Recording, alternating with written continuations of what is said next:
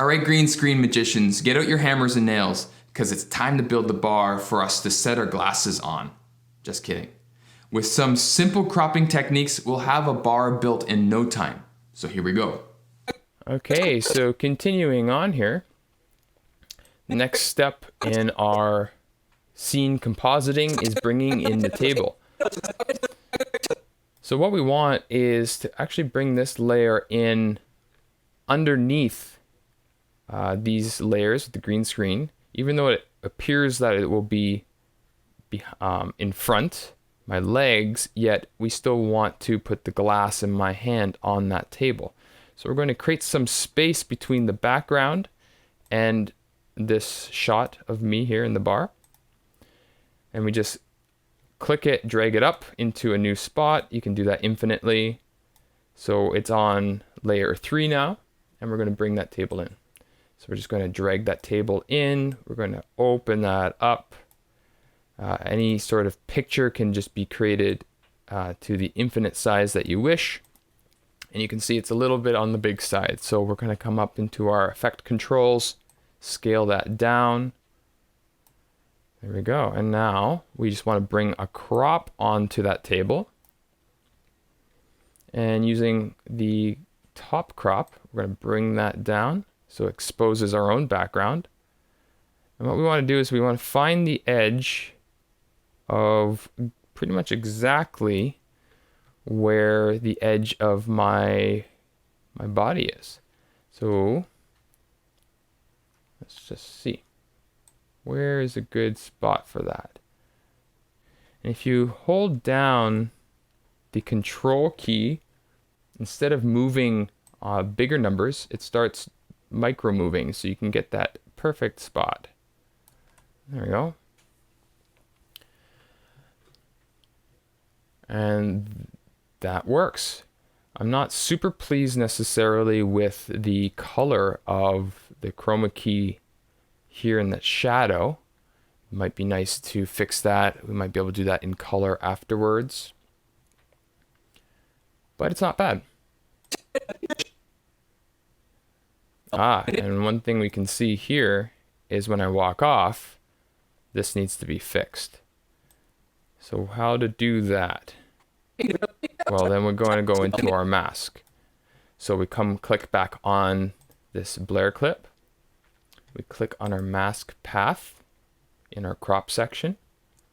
And we can see what we want to do is we want to fix this. So we're going to move our little nodes to emulate that space and crop that section out. Now we don't want to go all the way across because we need to leave space when I put my glass down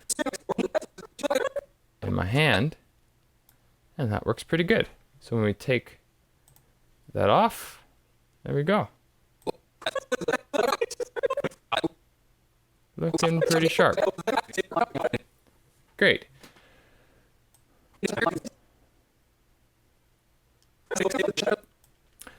All right, so that starts the scene. Now what we want to do is create the ending piece. So here we go. We've got the Blair ending. We're going to do the same. We're going to bring that down. And we're just going to do the same processes. But since this was the same shot, as you can see, I'm going to undo, or I'm going to turn the effect off of Ultra Key and crop. And we're just going to look. You can see it's like the exact same shot. What we can do is that we can actually copy all these effects and just add it to this rather than doing it again, which speeds up a lot of time. So actually, before we place the crop and the Ultra Key from that one to this one, we might as well fix the color here too. So let's turn on our Ultra Key and our crop again. And I'm going to go over to my color layout. And I'm going to color up this shot. Create some space here so I can see better. Okay. So let's look at this shot. It's looking really nice and warm, lots of bright colors behind. It's a little on the dark side. And we want to bring those shadows to make it a little darker to match the blacks and warm the scene up, maybe increase the contrast a little bit. So let's just start playing. I'm going to start off with temperature, just bring the temperature up so it fits in. You can kind of just work and use your eye. Name of the game, again, it's just using your eye. If it looks good, then it is good. See a little exposure, brighten up just a smidge. Some contrast. Now the contrast you can see works with the blacks. Too much looks kind of fake. Same with too little. Now highlights, shadows.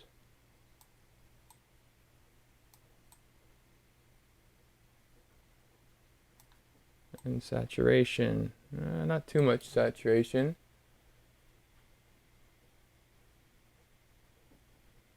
Cool. I think that looks kind of good to start. At least on my monitor. It looks a little yellow there. Might roll that off a little bit. And that's really just doing your best, and it will change as we go. Let's come down to the creative section. I'm going to sharpen my image.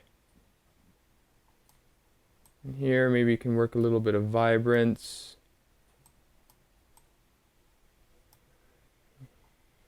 And then see what happens here. You never know. Just kind of play around with it. That's really all I do until I find something that kind of works.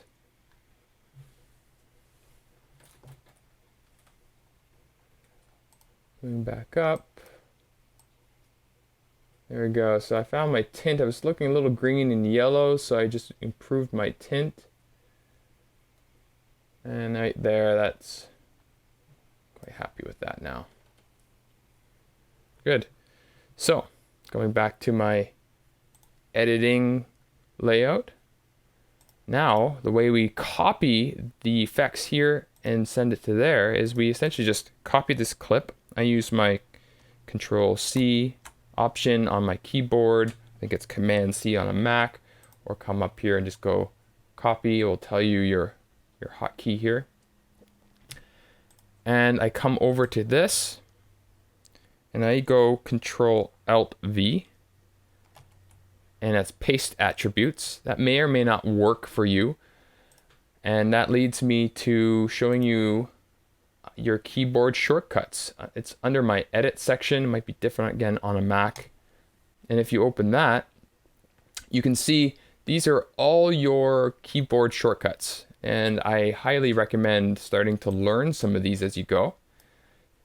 Finding, you can see your zoom tool for Z.